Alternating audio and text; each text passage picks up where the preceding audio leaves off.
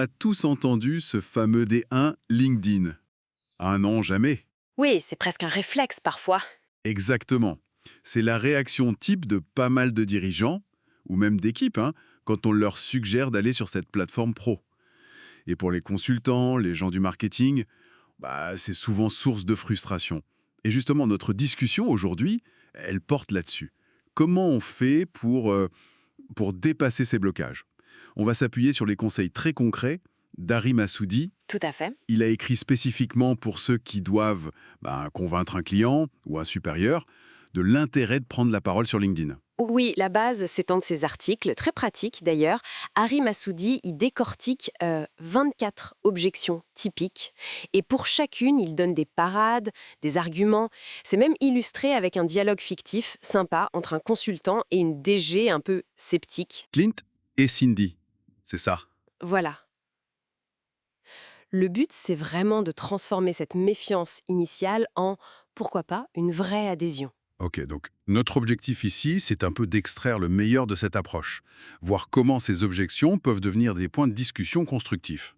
Prêt à voir comment on passe du non ferme au bon allez, on essaye. C'est parti. Alors, Massoudi il regroupe un peu les objections, c'est assez intéressant. Il y a d'abord ce qu'il appelle le déni, Hmm. le classique. On n'en a pas besoin, c'est trop cher, ou même c'est pas si grave si on n'y est pas. Ça sent un peu le repli, non? Oui, ou une forme de méconnaissance peut-être des enjeux actuels du digital. Et puis après le déni, vient la résistance. Là, c'est un peu plus argumenté, mais ça reste fermé. Genre? Bien, ça marchera jamais pour nous, ou alors ah, mais LinkedIn c'est comme Facebook, ou bien c'est pas nos valeurs, et le fameux nos concurrents ils n'y sont pas. Ah oui, l'argument des concurrents. Un grand classique celui-là. Et après, Après, il y a la phase de négociation.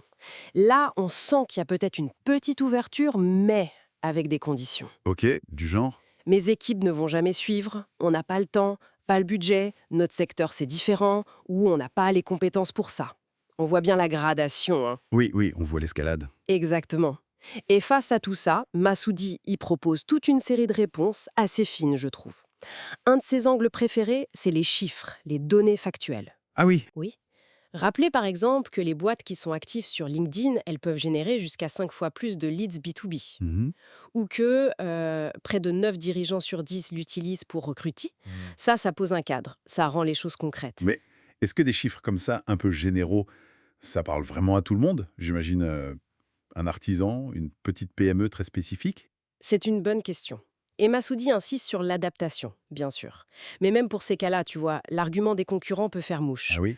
Bah oui, regardez machin et truc, vos concurrents directs, ils y sont. Ils font pas juste de la figuration. Et puis surtout, il y a l'argument du ROI, le retour sur investissement.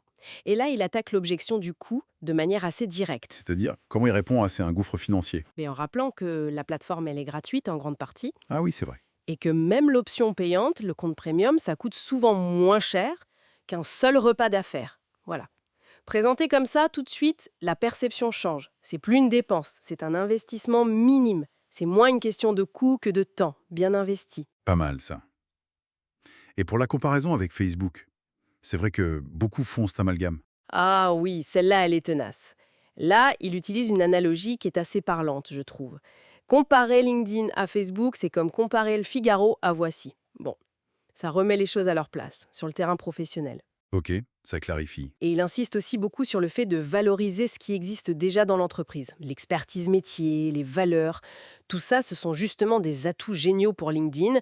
Il dit en substance, votre savoir-faire, il mérite d'être connu, montrez qui vous êtes vraiment. L'idée, c'est pas de se déguiser, au contraire. Donc, ça rejoint cette idée d'authenticité, même pour des secteurs qu'on imagine pas très digitaux, comme le BTP dont il parle. Absolument. Il donne cet exemple d'un maçon qui cartonne avec ses postes de chantier. La preuve que l'authenticité et la pertinence, ça paye, quel que soit le domaine en fait. Et pour les freins liés à la peur, la complexité, le manque de temps, Là, il propose une approche super pragmatique. Le test. Essayons sur 3 mois. Sans engagement définitif, ça dédramatise énormément. oui, ça réduit le risque perçu. Exactement. Et il rassure sur les compétences nécessaires. Vous savez parler de votre métier? Parfait. Vous avez déjà 80% de ce qu'il faut. Il démystifie l'outil. J'aime bien aussi sa réponse à «nos concurrents n'y sont pas». Au lieu de voir ça comme un problème, il le retourne complètement. Oui, Il dit « Super, première arrivée, premier servi ». Vous préférez être le pionnier ou juste suivre le mouvement plus tard? Ça transforme une crainte en une vraie opportunité. Malin. C'est tout à fait ça l'esprit. En fait, pour résumer l'approche de Massoudi, c'est 1. Anticiper les objections. 2. Comprendre ce qu'il y a vraiment derrière l'objection, la peur du changement, du jugement, le manque de temps réel. Et 3. Préparer des réponses qui sont factuelles, oui, mais aussi rassurantes et toujours orientées vers le bénéfice pour l'entreprise ou la personne. Il ne s'agit pas de nier les doutes, mais de les recadrer. D'accord. Et pour arriver préparé à ce genre de discussion, il donne même une sorte de kit, ces 5 armes secrètes. Si je résume bien, c'est 1. Avoir des données solides, des stats. Oui, des chiffres clés sur LinkedIn et le secteur. 2. Des exemples concrets de réussite qui parlent aux clients. Pertinent pour lui, oui. 3. Proposer un pilote, un test limité dans le temps. Le fameux test and learn. 4. Avoir une petite idée du ROI potentiel, même simple. Comparer coûts et bénéfices, oui. Et 5. Jouer sur la peur rationnelle.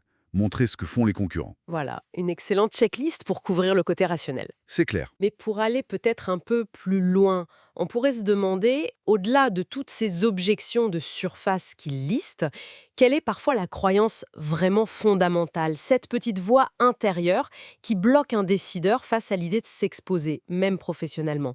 Est-ce la peur de mal faire, d'être jugé par ses pairs, de perdre le contrôle de son image? Et quelle parade, qu'elle vienne de Massoudi ou d'ailleurs, serait la plus juste pour désamorcer cette crainte-là, la plus profonde? Voilà, peut-être une question à méditer.